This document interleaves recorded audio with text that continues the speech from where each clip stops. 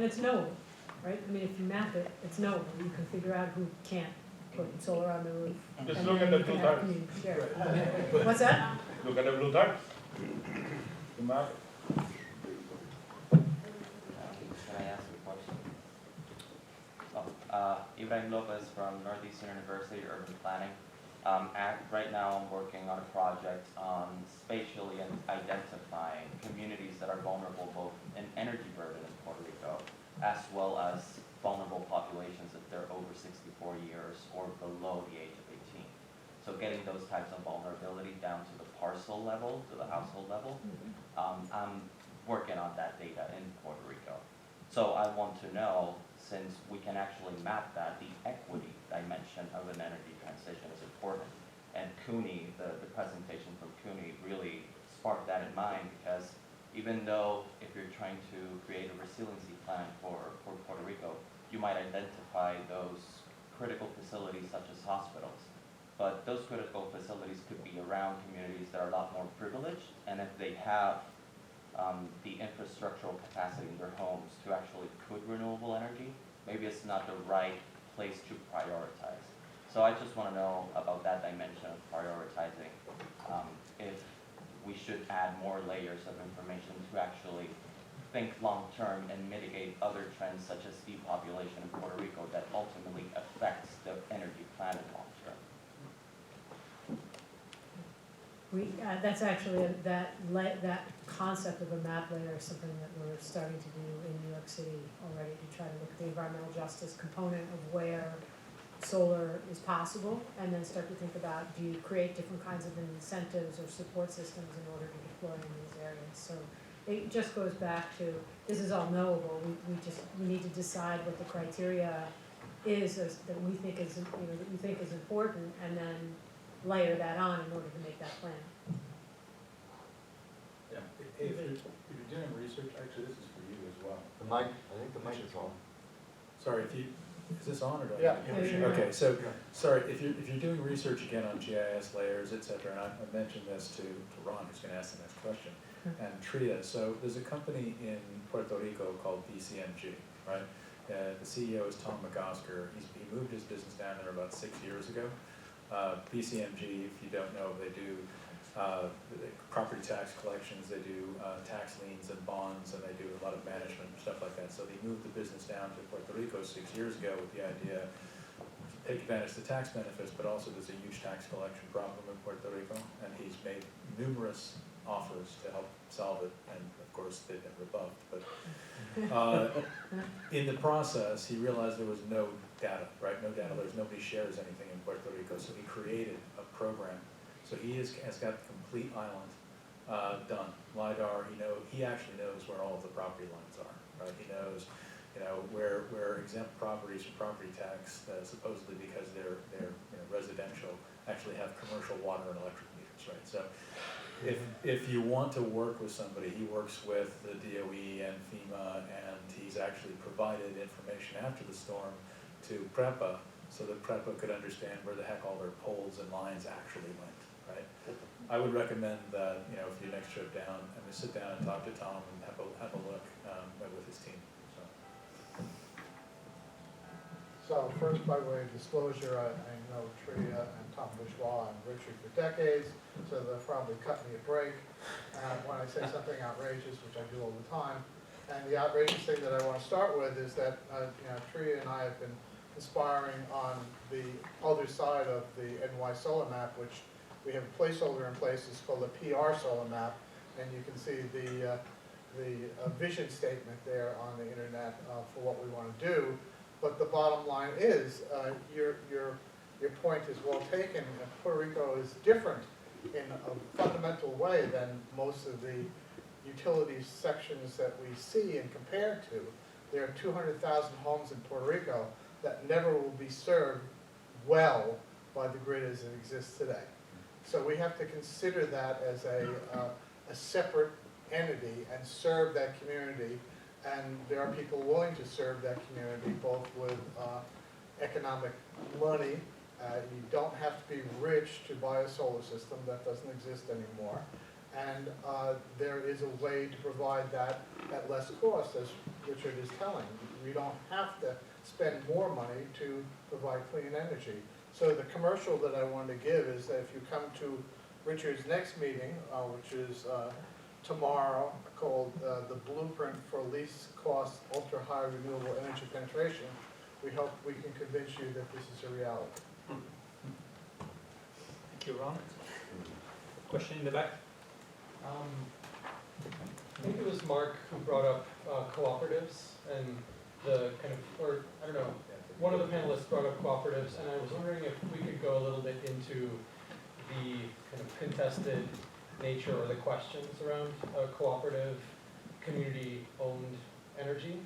And I wonder if you could speculate on the legacy of the Rural Electrification Administration in the 1930s in bringing electricity to underserved populations.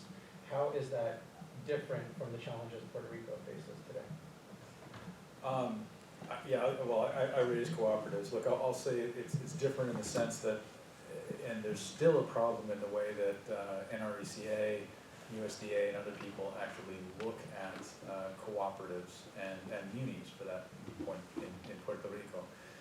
Puerto Rico already has a grid infrastructure, right? In the 1930s, you were talking about, passing homes, running lines, right? Creating infrastructure to take, generation that, was in the cities or near the cities and bring it out, or create, generation outside those areas to have that first light bulb.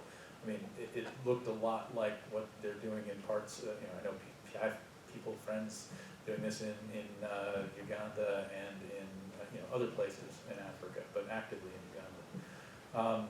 Puerto Rico isn't that, right? What Puerto Rico is it's a failure of the system in some ways. But it's not a developing market, it's a redeveloping market, right? For all intents and purposes, it's a first world energy generation design, right? It's got all of those aspects, it's organized a little bit differently, but we're really talking about as a model, and frankly, part of what really excites me about the transformation that's going on in Puerto Rico and elsewhere is that when you actually get the change in Puerto Rico, it's a model that actually can be followed by first world, right? It's things that happen there that we're going to get tested there can be incorporated into the way that you structure the interaction for new and changed systems here in the first world to get more energy justice, energy democracy. So what they don't really understand in those areas is that we're not building a new grid, right? I mean, in certain cases, we actually may run new lines, but that's only because prep is a pain. And the regulators can move fast enough in some cases, right? So what you end up really is a different system where you're generating and interacting with the grid to move that energy around between your different locations. And if you're a cooperative, there's a program that the Cooperatives de la Montaña has put together called Renewable, which is basically based on my conversations with C.P. Smith. And the idea really is starting with the cooperative as an organizing force, and you're creating a much simpler transaction, ability to do large volume, small scale relatively, and push it out to lower the cost. And from a counterparty point of view, for other things, it's a much simpler transaction. But all you're really doing is you're putting solar and storage at location. You're taking advantage of the microgrid rules as they exist to potentially virtually net meter between all those meters in your cooperative, right? Without having to wait for wheeling or anything else. And buying it in and getting it done. That's a fundamentally different thought when you go asking for grants or loans or support. And they want to know, are you going to own the T&D system? This is honest to God, this is a question from the USDA in a preliminary meeting. We want you to own the T&D system. It's like, no. Let me take a step back and explain how this works. So it's fundamentally different, but they'll get it, right? They'll have to, one of the things that we're doing in our program with people is explaining what the differences are, what are the credit structures, what are the real risks, what are you getting at so that you can bring these people along. As someone that follows the narrative that PREPA has all of these sort of deficiencies and things that they haven't been doing, it was a little bit surprising to hear the comment that the energy policy in Puerto Rico is actually quite advanced. Could you sort of mention any specific contrast between their energy policy and what we might be more familiar with to illustrate that kind of advancement? And then, is there anything about PREPA that we might be thinking about that's a particular opportunity for improvement?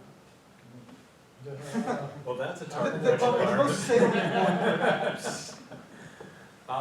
You know, I'd also like Tom to weigh in on this as well, but I think because he's more familiar with multiple state level and other energy policies to talk about, and he can probably compare it with like Hawaii and a few others. So I think it's advanced in the sense that, first of all, the United States has no energy policy.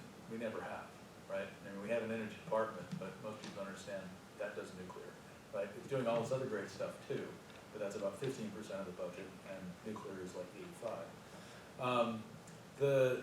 The advanced things are some of the things we talked about in this room. The policy directly assumes, if not, puts forward, sure, 100% renewables, but it's talking about certain levels of efficiency of built-in, right? It actually goes farther in terms of dictating certain requirements for interconnection, right? That's usually something that's handled at a regulatory level, at a policy level.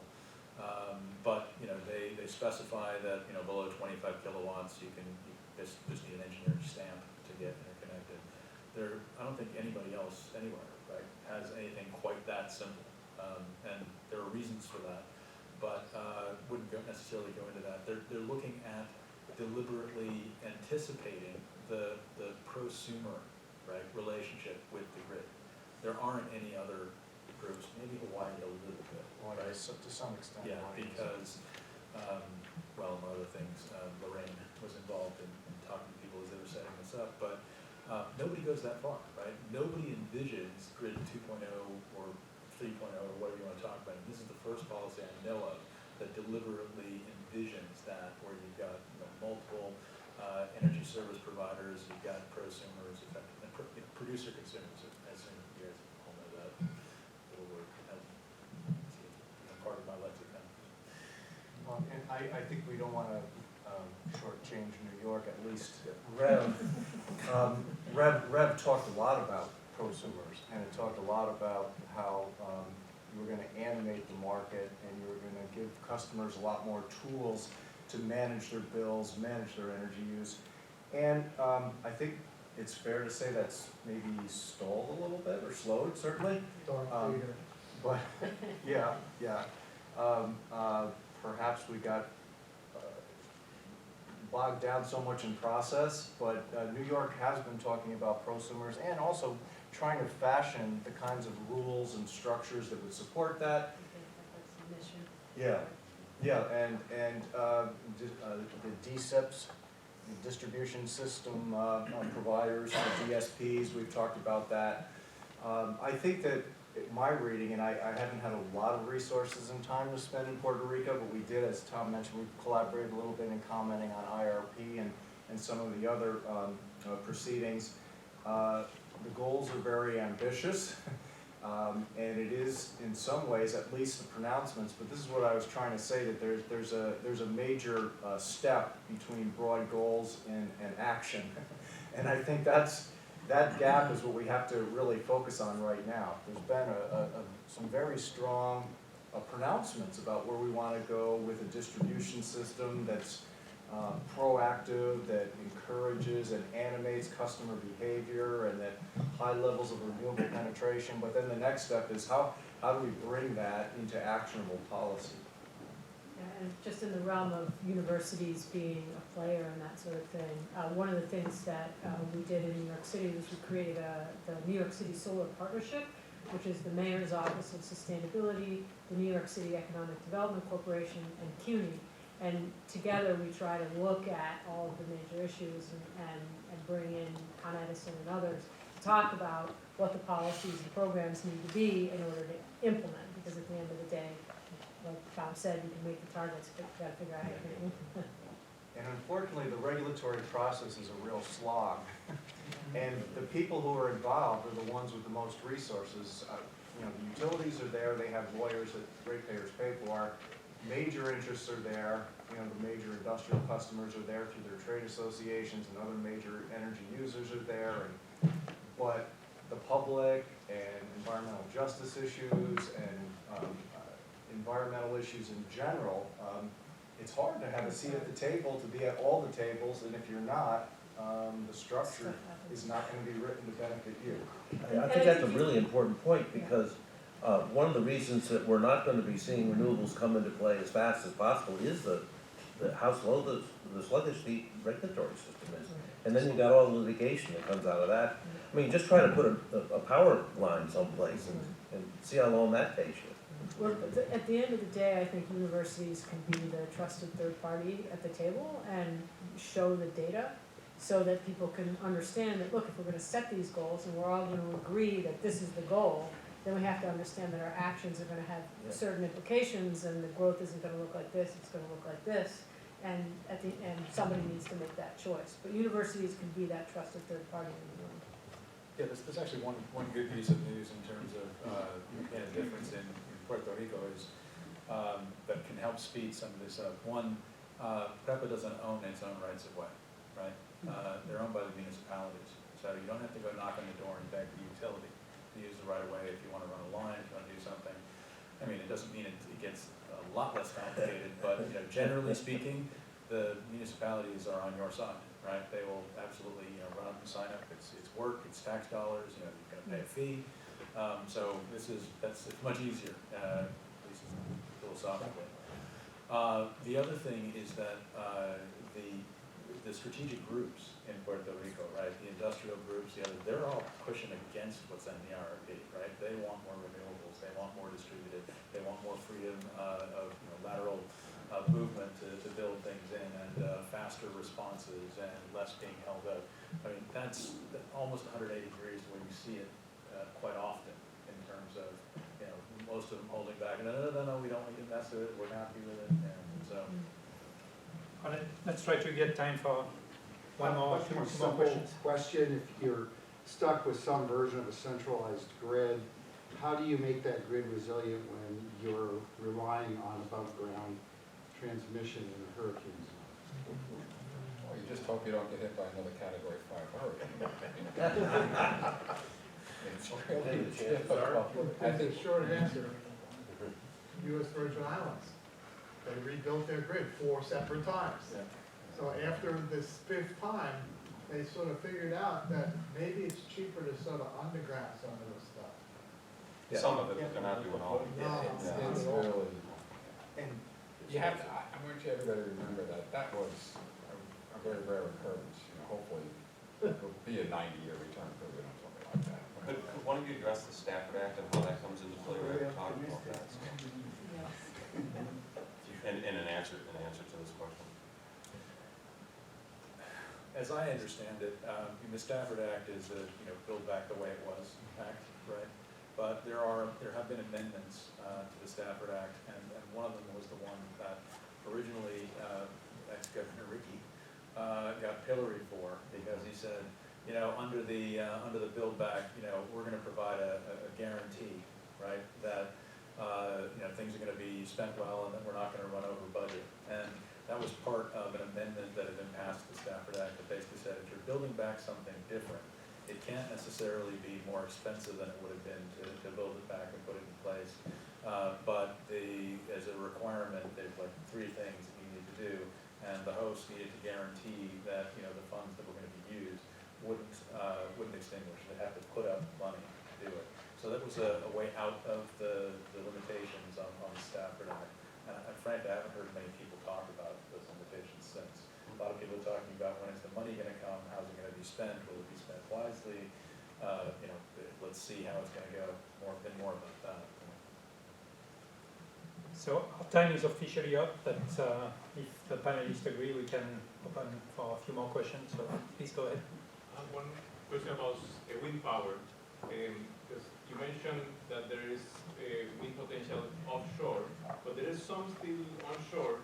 But I'm wondering about the size, the scale of the wind power, because even though San Isabel wind farm was on, it was not providing power because the distribution was down, or the transmission was down, so at what scale have you seen that it is feasible to provide a wind power for Puerto Rico? Right, so I mentioned earlier that you have the potential for up to 3,000 megawatts on land. So that's a considerable fraction of what the maximum, what the load would be. I mean, the issue, you also mentioned the fact that if you've got, your grid is down, you know, it renders that issue problematic for two reasons. One, you need power at the wind farm, and there are ways around that issue. But number two is you can't get the power out, is the other problem. So that's really a major problem that you have to deal with, and that is, so how do you deal with a system? It's like, I got a series of wind farms that I could build in Puerto Rico, 50 to 100 megawatts, let's say, even more in some places. As turbines are getting larger, you need fewer turbines to get more power.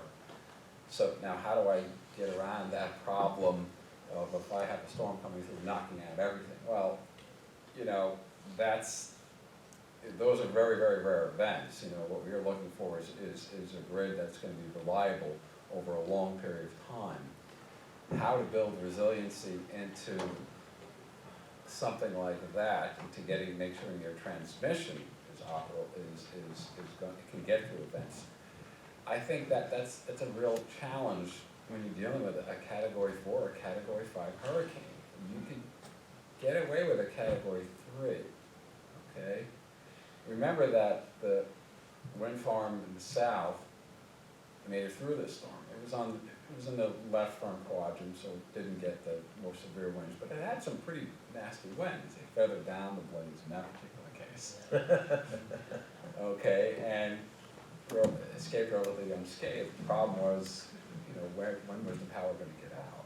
And so there's two parts of that equation. Yeah, there's plenty of wind energy available onshore in Puerto Rico. The question is really we're talking about that grid resiliency more than anything else. Just one. Okay, yeah. Okay. Yeah. In the context of this conference, right, 2019, how you consider the grid? I'm coming back to the grid because, you know, I love the grid. How do you consider the grid when it failed at a point that over 200,000 citizens went 190 days without electricity? And a year before, just a year before, a lightning strike in our transmission line created a blackout of 3 days. I believe the conference, what we are trying to discuss here is how the universities should go to try to attack these problems directly. And in my opinion, going back, giving the grid so much importance is a mistake, in my opinion.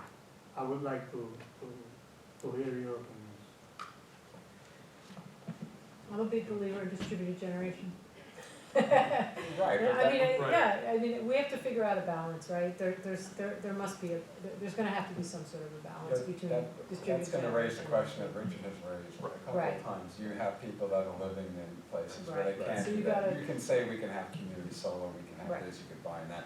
But you're going to still have industry, commercial, that are going to be using most of that energy still, and those are the ones that are providing jobs. But you could have community solar and a microgrid, or you I could agree. have battery ready, you know, you could have battery ready. You can, but it's a major fundamental change, I think. I think that's what we're. And, you know, Well, this is a nice opening for tomorrow. Yeah, Ultra high administration panel at 2:15, so I invite you all to listen to this panel. Those discussions will continue for sure. Thank you for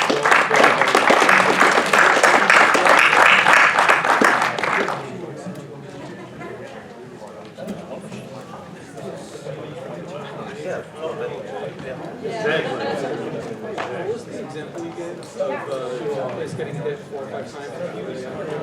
Yes. Things have changed a little bit. This is just. You know, the LCO is right. New York City, I see. Where is it? I want to go out and have some discussion before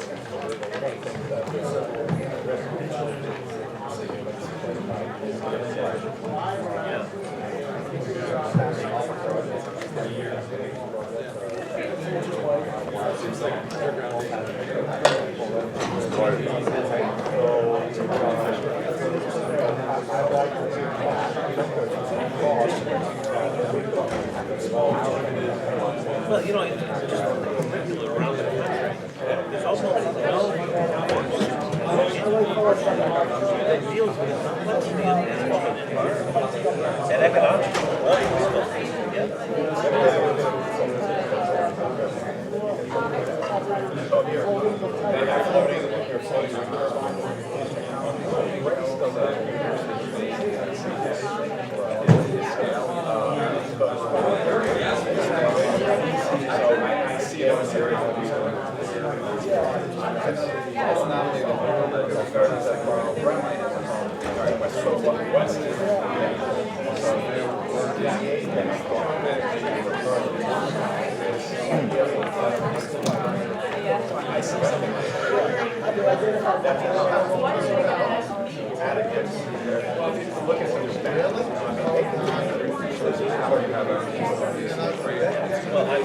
My point is that you don't have to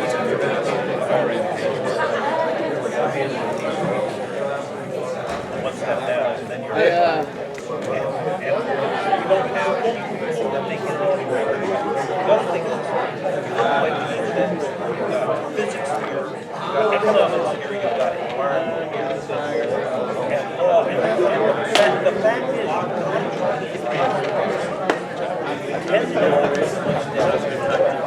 so it does, you know, the students understand. Yeah, actually, you do. But you don't need to be able to do complex equations. You don't need to know that